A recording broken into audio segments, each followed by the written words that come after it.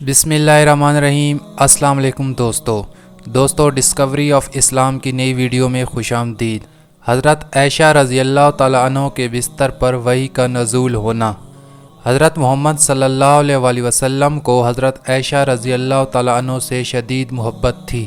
اس لیے لوگ جب حضرت محمد صلی اللہ علیہ وسلم کی خدمت میں تحائف پیش کرتے تھے تو لوگ ہدیہ پیش کرنے کے لیے حضرت عائشہ رضی اللہ تعالیٰ عنہ کی باری کے دن کا انتظار کیا کرتے تھے تاکہ آپ رضی اللہ تعالیٰ عنہ کی باری کا دن آئے تو ہم آپ صلی اللہ علیہ وسلم کی خدمت میں ہدیہ پیش کریں تاکہ آپ صلی اللہ علیہ وسلم کو زیادہ سے زیادہ خوشی اور مسرت پہنچے۔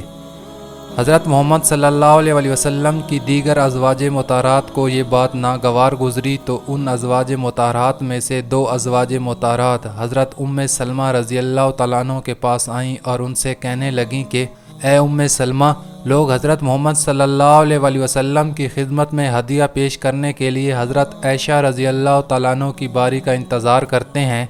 جس طرح حضرت عائشہ رضی اللہ تعالیٰ عنہ کو دنیا کی خیر و بھلائی پسند ہے، اسی طرح ہمیں بھی پسند ہے۔ چنانچہ رسول اللہ صلی اللہ علیہ وسلم سے عرض کیجئے کہ وہ لوگوں کو حکم فرمائیں کہ وہ حضرت عائشہ رضی اللہ تعالیٰ عنہ کی باری کے دن کا انتظار نہ کیا کریں،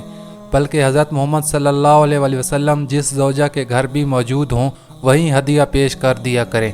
حضرت ام سلمہ رضی اللہ تعالیٰ عنہ نے موقع پا کر یہ بات حضرت محمد صلی اللہ علیہ وسلم کی خدمت میں عرض کی تو آپ صلی اللہ علیہ وسلم نے سن کر ان سے اعراض فرما دیا۔ پھر کچھ دیر بعد آپ صلی اللہ علیہ وسلم نے ان کی طرف التفات فرمایا تو انہوں نے حضرت محمد صلی اللہ علیہ وسلم سے پھر یہی درخواست کی۔ اسی طرح تیسری مرتبہ بھی عرض کیا تو آپ صلی اللہ علیہ وسلم نے تیسری مرتبہ اس بات کو سن کر ارشاد فرمایا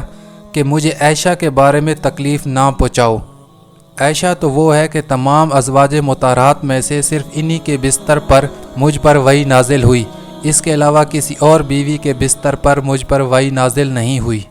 دیگر روایات میں یہ بھی ملتا ہے کہ ازواج مطہرات نے مل کر حضرت فاطمہ رضی اللہ تعالیٰ عنہ کو حضرت محمد صلی اللہ علیہ وسلم سے بات کرنے کے لیے آمادہ کیا، چنانچہ وہ پیغام لے کر آپ صلی اللہ علیہ وسلم کی خدمت میں حاضر ہوئیں۔ آپ صلی اللہ علیہ وسلم نے ان سے فرمایا، اے پیاری بیٹی، جس کو میں چاہوں اس کو تم نہیں چاہو گی؟ حضرت فاطمہ رضی اللہ تعالیٰ عنہ کے لیے آپ صلی اللہ علیہ وسلم کا اتنا فرمان ہی کافی تھا، سو وہ واپس چلی گئیں اور دوبارہ اس سلسلے میں کوئی بات نہیں کی۔